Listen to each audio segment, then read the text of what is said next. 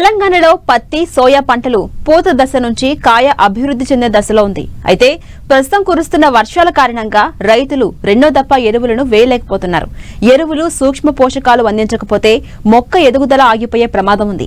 ఈ నేపథ్యంలో ఎలాంటి ఎరువుల యాజమాన్యం చేపట్టాలో రైతులకు తెలియజేస్తున్నారు ఆదిలాబాద్ కృషి విజ్ఞాన కేంద్రం శాస్త్రవేత్త రఘువీర్.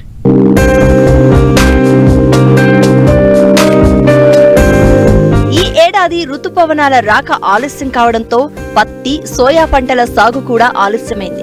చాలా వరకు మొదటి దఫా ఎరువులను కూడా వేశారు. అయితే కొంత బెట్ట వాతావరణ పరిస్థితుల తర్వాత ప్రస్తుతం కురుస్తున్న వర్షాలు పంటకు మేలు చేస్తున్నాయి. అయితే పంట చేలన్నీ తడిగా ఉండడం, వర్షపు జల్లులు పడుతూ ఉండడంతో సూక్ష్మ పోషకాల లోపం ఏర్పడుతుంది. ఈ నేపథ్యంలో పత్తి సోయా పంటల్లో ఎరువుల యాజమాన్యం ఏ విధంగా చేపట్టాలో తెలియజేస్తున్నారు ఆదిలాబాద్ కృషి విజ్ఞాన కేంద్రం శాస్త్రవేత్త రఘువీర్. సో మన ఆదిలాబాద్ జిల్లాకు వచ్చేసరికి మనకు ముఖ్యమైన పంటగా పత్తిని సాగు చేయడం జరుగుతుంది. సుమారు 4 లక్షల నుంచి 4 లక్షల ఎకరాల వరకు ప్రతి వానాకాలంలో సాగు చేయడం జరుగుతుంది. ఈ ప్రస్తుతం ఈ వాతావరణ పరిస్థితి మనం చూసుకున్నట్టయితే నిరంతరంగా కురుస్తున్న వర్షాల వల్ల రైతు సోదరులకు ఎరువుల యాజమాన్యంలో చాలా ఇబ్బందులు ఎదురవుతున్నాయండి. సో ఏదైతే మనము భూమి నుంచి పంటకు మనం అందించే ఎరువులు ఏవైతే ఉంటాయి, యూరియా కానీ మ్యూరేట్ ఆఫ్ పొటాష్, వీటిని ఎక్కువ పదునున్నప్పుడు అంటే ఎక్కువ పచ్చి ఉన్నప్పుడు మనం వేయలేకపోతున్నాం. కాబట్టి రైతు సోదరులు ఏం చేస్తారంటే వాళ్ళకు సమయం దొరికినప్పుడు అంటే వర్షం లేనప్పుడు పైపాటుగా 19-19-19 లేదా 20-20-20 కిలోల ఎన్పీకే ప్యాకెట్స్ ఉంటాయండి. సో ఒక ఎకరానికి 1 కిలో ప్యాకెట్ని 200 లీటర్ల నీటి కలుపుకొని మనము పిచికారీ చేసుకున్నట్టయితే మొక్కకు కావాల్సిన పోషకాలని మొక్క తీసుకొని దాని యొక్క పంట యొక్క ఎదుగుదల బాగుండి మనకు ముందు కాలంలో వచ్చే దిగుబడి కూడా బాగుంటుంది. కాకపోతే దీనికంటే ముందు మనకు అసలు ఎకరానికి మనకు ఒక పత్తి పంటకు ఎంత ఎరువులు అవసరమవుతుంది దానిపైన కూడా ఒక అవగాహన రైతు సోదరులకు ఉంటే బాగుంటుంది. ఒక ఎకరం పత్తికి మనము 48 కిలోల నత్రజని, 24 కిలోల భాస్వరము మరియు 24 కిలోల పొటాషియాన్ని అందించాల్సి వస్తుంది.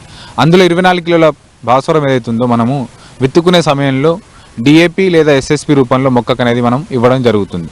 దాని తర్వాత ఏదైతే మనకు 48 కిలోల నత్రజని మరియు 24 కిలోల పొటాషియం ఏదైతుందో దాన్ని ఒకేసారి కాకుండా 4 సమభాగాలుగా చేసుకొని విత్తిన 20 రోజులకు 12 కిలోల నత్రజని, దాంతోపాటు 6 కిలోల పొటాష్, మళ్ళీ అక్కడ నుంచి 20 రోజులకు అంటే విత్తిన 40 రోజులకు 12 కిలోల నత్రజని, 6 కిలోల పొటాషియం, మళ్ళీ అక్కడ నుంచి 20 రోజులకు అంటే 60 రోజులకు 12 కిలోల నత్రజని, 6 కిలోల పొటాషియంను, మళ్ళీ మిగిలిన 12 కిలోల నత్రజని మరియు 6 కిలో పొటాషియం 80 రోజులు విత్తిన 80 రోజులకు అందిస్తే పత్తి మొక్కకు ఏదైతే మన పత్తి పంటకు కావాల్సిన పోషకాల్ని అది సరైన సమయంలో తీసుకొని పంట యొక్క మంచి ఎదుగుదలకు మరియు దిగుబడికి దోహదాన్ని అందిస్తుంది. దీంతోపాటు గుర్తుపెట్టుకోవాల్సింది ఏంటంటే మనం సాధారణంగా రైతులు ఈ నత్రజని మరియు పొటాషియంని యూరియా మరియు మ్యూరేట్ ఆఫ్ పొటాష్ రూపంలో అందిస్తారు. కాబట్టి రైతు సోదరులకు అర్థం అవ్వాలంటే 25 కిలోల యూరియా 10 కిలోల పొటాషియం ప్రతి 20 రోజులకు ఒకసారి అందించినట్టయితే మొక్క యొక్క ఎదుగుదల అనేది చాలా బాగుంటుంది. దాంతోపాటు పత్తి పంటలు మనం చూసుకున్నట్టయితే ముఖ్యంగా ఈ సూక్ష్మ పోషకాల లోపాలు కూడా మనకు గమనించడం జరుగుతుందండి. ముఖ్యంగా అందులో చూసుకున్నట్టయితే జింక్, మెగ్నీషియం మరియు బోరాన్ సూక్ష్మ పోషకాల లోపాలు అనేవి చాలా తరచుగా కనబడుతున్నాయి. సో వీటిని ఫస్ట్ ఏంటంటే గుర్తించడం ఇలా. ఈ ఒకవేళ జింక్ యొక్క సూక్ష్మ పోషకం లోపం వచ్చినట్టయితే మొక్కల యొక్క కణుతుల యొక్క దూరం తగ్గిపోయి పంట ఆకులన్నీ చిన్నగా మారిపోతాయి. ఇది సాధారణంగా ఎందుకు వస్తుందంటే ఒకే రకమైన పంటను ఒకే నెలలో వేయడం, లేదా భాస్వరం యొక్క ఎరువులను అధికంగా వాడడం, లేదా సహజంగానే లోపం ఉన్న భూమిలో అన్నట్టు వచ్చే అవకాశం ఉంటుంది. సో దీని నివారణకి ఏంటంటే 2 గ్రాముల జింక్ సల్ఫేట్ 1 లీటర్ నీటికి కలుపుకొని పైపాటుగా పిచికారీ చేసుకున్నట్టయితే ఆ లోపాన్ని మనం సవరించుకోగలుగుతాం. దాంతోపాటు మెగ్నీషియం లోపం కూడా చూసుకున్నట్టయితే దీంట్లో ఏమవుతుందంటే ముదురు ఆకుల అంచులు ఏవైతే పసుపు రంగులోకి మారిపోతాయి, తర్వాత ఏమవుతుందంటే పూర్తిగా ఎర్రగా మారిపోయి రాలిపోతుంటాయి. సో దీనికి కారణం ఏంటంటే మనము ఈ మెగ్నీషియం లోపం ఉండడం ఒకటి, లేదంటే పొటాషియం ఎరువులను కూడా అధికంగా వాడడం వల్ల ఈ యొక్క మెగ్నీషియం లోపం కూడా మనము గమనించడం జరుగుతుంది. దీని నివారణకు 10 గ్రాముల మెగ్నీషియం సల్ఫేట్ని 1 లీటర్ నీటికి కలుపుకొని వారం వ్యవధిలో 2 సార్లు లేదంటే 10 రోజుల వ్యవధిలో 2 సార్లు పిచికారీ చేసుకున్నట్టయితే మనం మెగ్నీషియం లోపాన్ని కూడా అధిగమించుకోవచ్చు. దాని తర్వాత బోరాన్ లోపం వచ్చినట్టయితే మనకు ఈ పూత మరియు పిందె రాలడం అనేది జరుగుతుంది. సో దీని నివారణ కోసం ఏం చేస్తామంటే 1.5 గ్రాముల బోరాక్స్ పౌడర్ని 1 లీటర్ నీటికి కలుపుకొని 10 రోజుల వ్యవధిలో 1 నుంచి 2 సార్లు పిచికారీ చేసుకొని మనం వీటి యొక్క నివారణను సవరించుకోవచ్చు. సో ఈ పత్తిలో ఇలాంటి జాగ్రత్తలు ఖచ్చితంగా రైతు సోదరులు పాటించినట్టయితే మంచి దిగుబడి సాధించడంతో పాటు యొక్క పశువుల పోషకాల వినియోగాన్ని కూడా సామర్థ్యంగా వినియోగించుకునే అవకాశం ఉంటుంది. ఆదిలాబాద్ జిల్లాలో మరో ముఖ్యమైన పంటగా మనం సోయా చిక్కును సాగు చేయడం జరుగుతుంది. ఇది సుమారు 1 లక్ష ఎకరాల్లో ఇప్పటివరకు మనకు ఆదిలాబాద్ జిల్లాలో సాగు చేయడం జరుగుతుంది. సో దీంట్లో కూడా మనకు సోయాబీన్ కూడా మనకు సాగు చేయడానికి సోయా చిక్కుడు సాగుకు మనకు ఎకరానికి 24 కిలోల నత్రజని, 24 కిలోల భాస్వరం మరియు అలాగే 16 కిలోల పొటాషియం అనేది అవసరం అవుతుంది.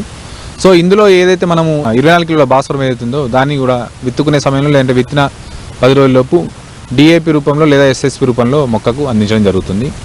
ఆ మిగిలిన ఏదైతే మన నత్రజని ఉంటుందో అందులో 12 కిలోల నత్రజని విత్తుకునే సమయంలో వేసుకొని మిగిలిన 12 కిలోల నత్రజని మొక్క పూత దశకు వచ్చే ముందు వేసుకున్నట్టయితే ఈ నత్రజని వినియోగం పెరిగి మొక్క దిగుబడి అనేది మంచిగా ఉంటుంది. దాంతోపాటు పొటాషియాన్ని కూడా 2 భాగాలుగా అలాగే ఏదైతే 16 కిలోల పొటాషియం అంటున్నామో దాన్ని 8 కిలోలు విత్తుకునే సమయంలో మరి అలాగే మిగతా 8 కిలోలు ఎప్పుడైతే మనం ఈ నత్రజని అందిస్తున్నామో ఆ సమయంలో వేసుకున్నట్టయితే వినియోగం పెరిగి దీని యొక్క దిగుబడి పెరిగే అవకాశం ఉంటుంది. అలాగే ఇప్పుడు ప్రస్తుత వాతావరణ పరిస్థితి చూసుకున్నట్టయితే కంటిన్యూస్ మనకు నిరంతరంగా వర్షాలు కురుస్తున్నందుకు మనం సోయా పంటలో ఈ ఎరువుల యాజమాన్యం చేపట్టలేకపోవచ్చు, ఆ ఛాన్సెస్ ఉన్నాయి. కాబట్టి రైతు సోదరులు పైపాటుగా 19-19-19 లేదా 20-20 1 కిలో ప్యాకెట్ని 1 ఎకరానికి 200 లీటర్ నీటిలో కలుపుకొని పిచికారీ చేసుకోవాలి. దాంతోపాటు ఒకవేళ పూత దశలో ఉన్నట్టయితే మల్టీకే ఏదైతే మనం 13-045 ప్యాకెట్ ఉంటామో దీన్ని 13-045ని 1 ఎకరానికి 1 కిలో ప్యాకెట్ని 200 లీటర్ నీటిలో కలుపుకొని పిచికారీ వేసుకున్నట్టయితే మంచి దిగుబడులు సాధించే అవకాశం ఉంది. ఈ రైతు సోదరులు గుర్తుపెట్టుకోవాల్సింది ఏంటంటే పంట చేనులో పొలాల్లో ఎక్కువ నీరు ఉన్నట్టయితే భూమిలో వేయకుండా పైపాటుగా అందించడం బాగుంటుంది. అలాగే ఎప్పుడైతే మనకు బెట్ట పరిస్థితులు వస్తాయో నీరు లేని సమయంలో కూడా ఇలా భూమిలో వేయకుండా పైపాటుగా అందించినట్టయితే మొక్క సమయానికి తీసుకొని వేస్ట్ అనేది కాకుండా మంచి దిగుబడి సాధించే అవకాశం ఉంటుంది.